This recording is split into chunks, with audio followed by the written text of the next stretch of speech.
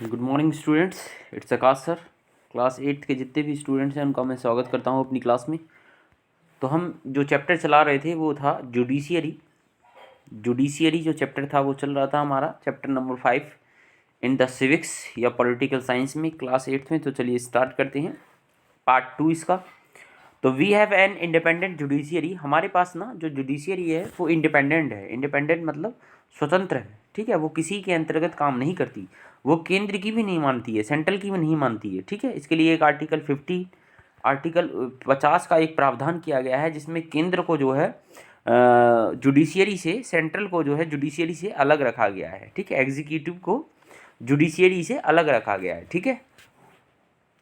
तो we have an independent judiciary. It means that the court are not under the government and do not act their behalf. जो court होता है वो सरकार के अंतर्गत नहीं आता है और ना ही सरकार के बिहाफ पर जो कोर्ट है काम करता है। अगर ऐसा होता तो फिर तो जो आपकी जो डेमोक्रेसी है वही खतरे में पड़ जाती। फिर तो जो सरकारें आती वो कोर्ट को भी अपने दायरे में ले लेती और डेमोक्रेसी आपकी खतरे में पड़ जाती, ठीक है। The courts play a central role in ensuring that there is no misuse of power by the legislature and executive. जो कोर्ट होता है एक सेंट्रल रोल प्ले करता है, एक केंद्र, एक मुख्य भूमिका निभाता है, ठीक है।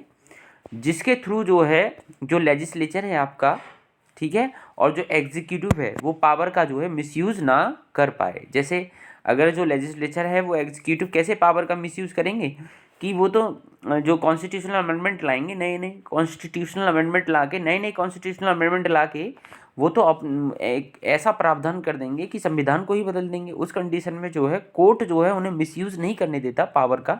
जैसा कि किसान आंदोलन के लिए एक बिल आया था, किसान बिल। अभी जो गवर्नमेंट ऑपरेट हो रही है वो किसान बिल लाई थी और किसानों को उसकी ज़रूरत नहीं थी। तो उस कंडीशन में कोर्ट भी इंटरफेयर करती है ऐसी चीज़ों पर जब लोग आंदोलन करते हैं। आगे चलते हैं students. There are 3 different levels of court in our country. सबको पता है, मैंने 3 डिफरेंट लेवल बताए थे। At the district level we have the subordinate district courts, okay, this is important part. We have the subordinate district court होते हैं district level पर। At the state level we have the high court. मैंने बताया था हर एक state का अपना high court होता है। जैसे उत्तर प्रदेश का हाई कोर्ट जो है इलाहाबाद में है, ठीक है। तो इसी तरह से अपने हर एक स्टेट का अपना एक हाई कोर्ट होता है। दे आर, मैंने ये भी बताया था, दे आर 25 हाई कोर्ट हैं अभी टोटल इंडिया में, ठीक है। हाँ, एक स्टेट जैसे आप सपोज कर सकते हो कि 2 स्टेट का एक हाई कोर्ट हो सकता है। एक क्वेश्चन आप याद रखना, इसलिए तो 25 हाई कोर्ट है इंडिया में। 2 स्टेट का एक हाई कोर्ट हो सकता है, ऐसा प्रावधान है। At the top the supreme court. और टॉप पे कौन है? सुप्रीम कोर्ट है, ठीक है। The supreme court of India is the highest judicial authority. जो सुप्रीम कोर्ट ऑफ इंडिया है वो हाईएस्ट क्या है? जुडिशियल अथॉरिटी है। यानी जितनी भी चीज़ें होती हैं वो सुप्रीम कोर्ट के थ्रू ही क्या होती हैं? चलती हैं, ठीक है। तो इसको हम एक पिरामिड के थ्रू समझ लेते हैं। ये एक मैं पिरामिड बना रहा हूँ, ठीक है। तो आप यहाँ पे सुप्रीम कोर्ट रखिए, SC मतलब सुप्रीम कोर्ट, उसके बाद HC मतलब हाई कोर्ट, और डिस्ट्रिक्ट सबऑर्डिनेट DSC मतलब डिस्ट्रिक्ट सबऑर्डिनेट कोर्ट। ये पिरामिड आप अपने माइंड में रख लीजिए। जो मैंने पिरामिड बनाया है ये इसी क्रम में आता है, ठीक है। तो जो सुप्रीम कोर्ट है वो न्यू दिल्ली में है and is preside over the chief justice of India. इसमें एक चीफ जस्टिस होता है सुप्रीम कोर्ट में इंडिया में, ठीक है। यानी एक मुख्य न्यायाधीश होता है, ठीक है। मैं आपको बता दूं, कल मैंने बताया था, अभी जो अपडेटेड डेटा बुक की मत देखना, उसमें जो है पुराने डेटा हैं। टोटल इंडिया में 33 तो न्यायाधीश हैं, ठीक है। इंडिया में नहीं, सॉरी, सुप्रीम कोर्ट में 33 तो न्यायाधीश हैं प्लस एक मुख्य न्यायाधीश है। यानी 33 जो हैं आपके जज हैं प्लस एक जो है आपका क्या है? चीफ जस्टिस ऑफ इंडिया है, ठीक है। तो टोटल जो सुप्रीम कोर्ट की स्ट्रेंथ है वो है 34, यानी 34 जो है वहाँ पे न्यायाधीश हैं, ठीक है। यानी 34 जज हैं मुख्य न्यायाधीश को लेके, चीफ जस्टिस को लेके। और जो चीफ जस्टिस की जो नियुक्ति करता है वो मैं बता दूं आपको, प्रेसिडेंट करता है। कौन करता है? प्रेसिडेंट। और जो प्रेसिडेंट वो आता है आर्टिकल 52 के अंतर्गत, ठीक है, इंडियन कॉन्स्टिट्यूशन के अंतर्गत। तो और जितने भी कोर्ट हैं वो सुप्रीम कोर्ट के अंतर्गत आते हैं भारत के, ठीक है। We have an integrated judicial system. हमारे पास एक इंटीग्रेटेड जुडिशियल सिस्टम है, यानी कि एक मतलब यानी बद्धता है, मतलब एक दूसरे से जुड़े हुए हैं। अगर आपकी मांग जो है हाई कोर्ट में नहीं सुनी जाती हैं डिस्ट्रिक्ट कोर्ट में नहीं सुनी जाती हैं तो आप हाई कोर्ट जाइए, हाई कोर्ट में भी नहीं सुनी जा रही हैं तो आप सुप्रीम कोर्ट जाइए, ठीक है। तो this is the integrated system. It means that the decision made by the higher court are binding the lower court. अब जो सुप्रीम कोर्ट जो है, जो भी सुप्रीम कोर्ट सजा सुनाता है वही सबसे सर्वोच्च होता है, ठीक है। लोअर कोर्ट को उसे मानना होता है स्टूडेंट्स। तो बहुत ही इंपॉर्टेंट चैप्टर है students. Different level of the courts are connected to the each other through the appellate system, which means that a person can appeal to a higher court if they are not satisfied with the judgment passed the lower court। यानी different level of courts are connected हैं, एक दूसरे से connected है, ठीक है। Each other through the appellate system, appeal कर सकते हैं, which means that a person can appeal to a higher court.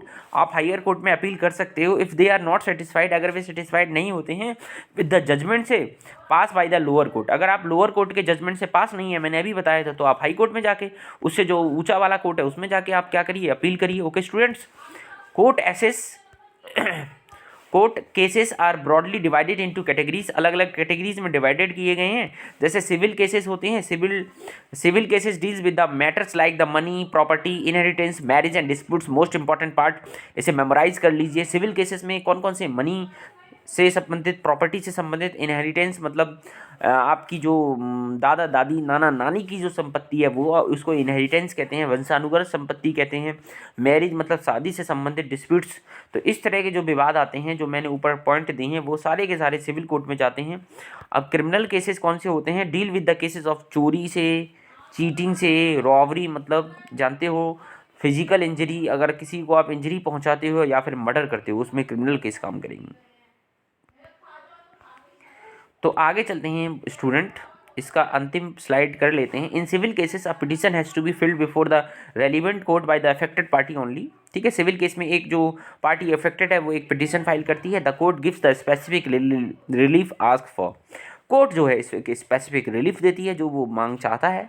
Criminal cases usually begin with the lodging on FIR. अब क्रिमिनल केसेस की बात हो रही है। एफआईआर फर्स्ट इन्फॉर्मेशन रिपोर्ट के साथ प्रारंभ होती है, जो कि आप पुलिस स्टेशन में दायर करते हो। Who investigate the crime after which a case is filled in the court. उसके बाद जो है केस जो है कोर्ट में दायर किया जाता है, याचिका। इफ फाउंड गिल्टी, अगर कोई व्यक्ति गिल्टी पाया जाता है, दोषी पाया जाता है, the accused can be sent to jail, accused को जो है जेल में भेज दिया जाता है। इस तरह से हमने ये आज किया। I hope you will understand that students. अब आप मुझे कमेंट करके बताइए, जो इंडिया का जो सुप्रीम कोर्ट है वो किस आर्टिकल के अंतर्गत आता है। आर्टिकल तो रिया चौधरी और पूजा राघव, गौरी रावत, जल्दी से मुझे जो है कमेंट करके दिखाइए, इंडिया का जो चीफ जस्टिस ऑफ इंडिया है किस आर्टिकल के अंतर्गत आता है और सुप्रीम कोर्ट किस आर्टिकल के अंतर्गत आता है। Thank you.